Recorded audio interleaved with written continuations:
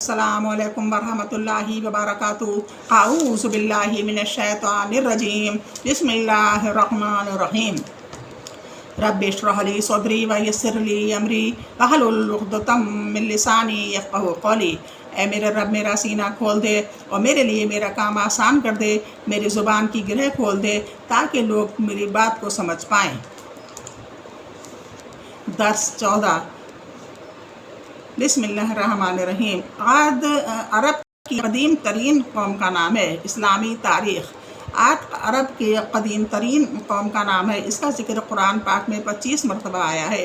یہ قوم جنوبی عرب میں آباد تھی اور عمان سے لے کر یمن تک 13 برادریوں میں پھیلی ہوئی۔ ان کے ملک کی راجدھانی یمنی شہر حضرت موت تھی۔ اس کا زمانہ حضرت نوح علیہ السلام کے تقریباً 400 سال بعد اور حضرت عیسیٰ علیہ السلام کے تقریباً 2000 سال پہلے کا ہے۔ یہ اپنے زمانے کی طاقتور قوم تھی اور فن تعمیر میں بڑی مہارت رکھتی تھی۔ پہاڑوں کو تراش کر شاندار عمارتیں بنانا ان کا محبوب مشغلہ تھا۔ یہ قوم مال و دولت کے نشے میں عیش پرستی میں مبتلا ہو گئی تھی۔ کمزوروں پر ظلم کرنا، حق بات کی مخالفت اور مال و دولت اور اپنی طاقت پر گھمنڈ کرنا ان کی فطرت بن گئی تھی۔ جب اس قوم کی ظلم و زیادتی اور شرک و بت پرستی حد سے بڑھ گئی تو اللہ تعالیٰ نے حضرت ہود علیہ السلام کو نبی بنا کر ان کی ہدایت کے لیے بھیجا۔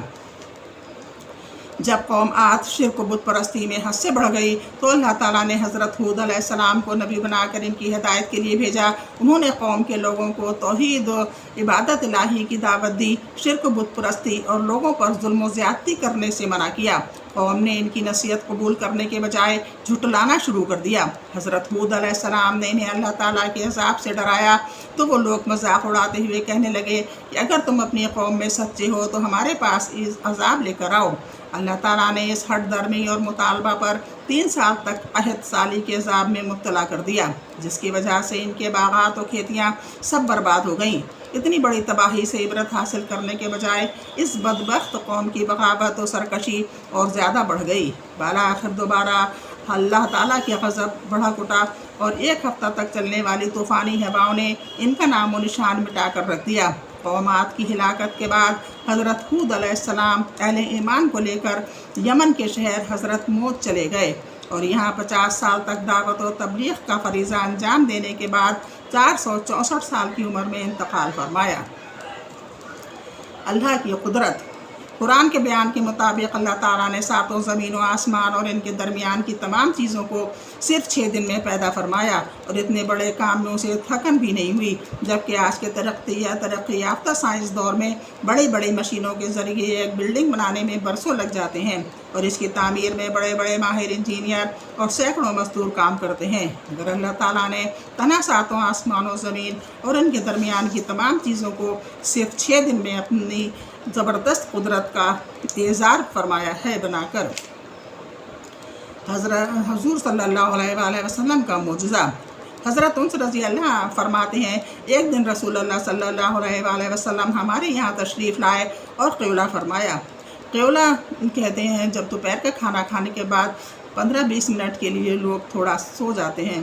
جب آپ صلی اللہ علیہ وآلہ وسلم کو پسینہ آیا تو میری والدہ ایک شیشی لائیں اور پسینہ پونچھ کر جمع کرنے لگیں۔ اس دوران رسول اللہ صلی اللہ علیہ وآلہ وسلم کی آنکھ کھل گئی۔ آپ صلی اللہ علیہ وآلہ وسلم نے پوچھا، ام سلیم تم یہ کیا کر رہی ہو؟ انہوں نے عرض کیا، میں آپ کے پسینے کو جمع کر رہی ہوں تاکہ ہم اسے خوشبو کے طور پر استعمال کریں۔ یعنی محمد صلی اللہ علیہ وسلم کے پسینے میں بے انتہا خوشبو آتی تھی۔ مسلم 6055۔ ایک فرض کے بارے میں قرآن میں اللہ تعالیٰ فرماتا ہے، ان عورتوں کے لیے تمہارے چھوڑے ہوئے مال میں 1/4 حصہ ہے جبکہ تمہاری کوئی اولاد نہ ہو، اور اگر تمہاری اولاد ہو تو ان کے لیے تمہارے چھوڑے ہوئے مال میں 8واں حصہ ہے۔ ان کو یہ حصہ تمہاری وصیت اور قرض کو ادا کرنے کے بعد ملے گا۔ ایک سنت کے بارے میں رسول اللہ صلی اللہ علیہ وآلہ وسلم نے فرمایا، جب تم صبح کرو تو یہ دعا پڑھو، اللہم بک اصبحنا و بک امسینا و بک نحیا و بک نموت و الیک النشور۔ ایک بار اور سن لیجئے، جب صبح کرو تو یہ دعا پڑھو، اللہم بک اصبحنا و بک امسینا و بک نحیا و بک نموت و الیک النشور۔ ترجمہ: اے اللہ، ہم نے تیری ہی مدد سے صبح کی، تیری ہی مدد سے شام کی، اور تیری ہی مرضی سے ہم زندہ ہیں اور تیری ہی مرضی سے ہم مریں گے، اور تیرے ہی پاس قیامت کے دن اٹھ کر جانا ہے۔ ام الیوم لیل اللعبن السنی 35۔ حضرت مقداد رضی اللہ عنہ ذکر کرتے ہیں کہ آپ صلی اللہ علیہ وآلہ وسلم رات کو تشریف لاتے اور اس طرح سلام کرتے کہ جاگنے والا تو سن لیتا اور سونے والا بیدار نہ ہوتا۔ قرآن میں اللہ تعالیٰ فرماتا ہے، اللہ ہی وہ ہے جس نے تم کو پیدا کیا اور وہی تمہیں روزی دیتا ہے، پھر وقت آنے پر وہی تم کو موت دے گا اور پھر تم کو وہی زندہ دوبارہ فرمائے گا۔ سورہ روم 40۔ مرنے کے بعد اللہ تعالیٰ دوبارہ زندہ کریں گے، جس کو بعد الموت کہتے ہیں۔ اس کے حق ہونے پر ایمان لانا فرض ہے۔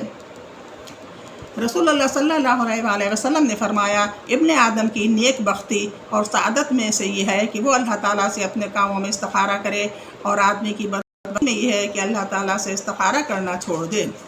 رسول اللہ صلی اللہ علیہ وآلہ وسلم نے فرمایا، جب کسی کو غصہ آئے تو وہ اعوذ باللہ من الشیطان الرجیم پڑھ لے، غصہ جاتا رہے گا۔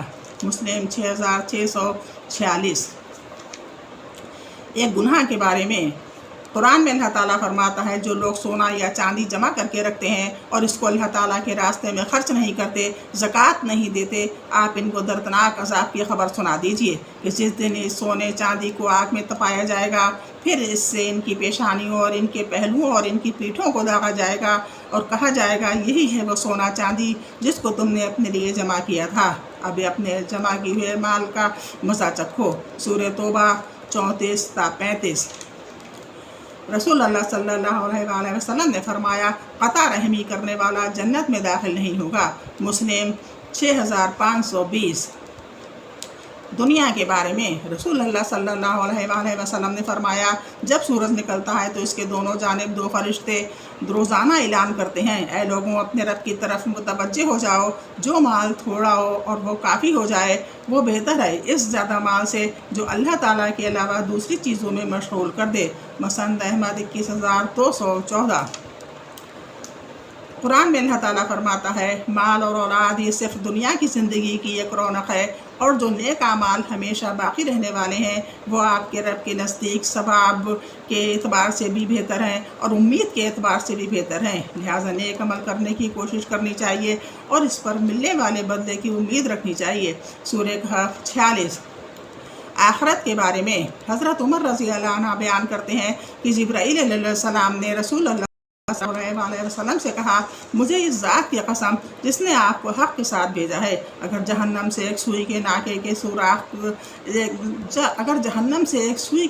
کے برابر سوراخ کر دیا جائے تو اس کی گرمی سے روئے زمین پر رہنے والے سب مر جائیں۔ طبرانی اوسط 2683۔ قرآن میں اللہ تعالیٰ فرماتا ہے، جس دن یہ گنہگار لوگ فرشتوں کو دیکھیں گے، اس دن ان کے لیے کوئی خوشخبری نہیں ہوگی اور ان کی خطرناک شکلیں دیکھ کر کہیں گے کہ ہمارے اور ان فرشتوں کے درمیان کوئی آگ قائم کر دی جائے۔ سورہ فرقان 22۔ طب نبی سے علاج۔ رسول اللہ صلی اللہ علیہ وآلہ وسلم نے فرمایا، بالوں کے لیے مہندی استعمال کرو کیونکہ یہ تمہاری جوانی، حسن و جمال اور مردانہ قوت کو بڑھاتا ہے۔ کنز المال 17300۔ قرآن کی نصیحت۔ طب نبوی سے علاج۔ رسول اللہ صلی اللہ علیہ وسلم نے فرمایا، انجیر کھاؤ کیونکہ یہ بواسیر کو ختم کرتا ہے اور جوڑنے کے درد میں مفید ہے۔ نبی صلی اللہ علیہ وسلم کی نصیحت۔ حضرت ابو ہریرہ رضی اللہ عنہ فرماتے ہیں، میرے خلیل رسول اللہ صلی اللہ علیہ وسلم نے مجھے 3 چیزوں کی وصیت فرمائی ہے، میں ان کو مرتے دم تک نہیں چھوڑوں گا۔ ہر مہینے 3 نفلی روزے رکھنے کی، نمبر 2 چاشت نماز کی، نمبر 3 کم از کم 2 رکعتیں پڑھنے کی، چاشت کی 2 رکعتیں پڑھنے کی، نمبر 3 سونے سے پہلے وتر پڑھنے کی۔ اس کو ایک بار اور سن لیجیے، نبی صلی اللہ علیہ وسلم کی نصیحت۔ حضرت ابو ہریرہ رضی اللہ عنہ فرماتے ہیں، میرے خلیل رسول اللہ صلی اللہ علیہ وسلم نے مجھے 3 چیزوں کی وصیت فرمائی ہے، میں ان کو مرتے دم تک نہیں چھوڑوں گا۔ ہر مہینے 3 نفلی روزے رکھنے کی، نمبر 2 نماز چاشت کم از کم 2 رکعتیں پڑھنے کی، نمبر 3 سونے سے پہلے وتر پڑھنے کی۔ بخاری 1178۔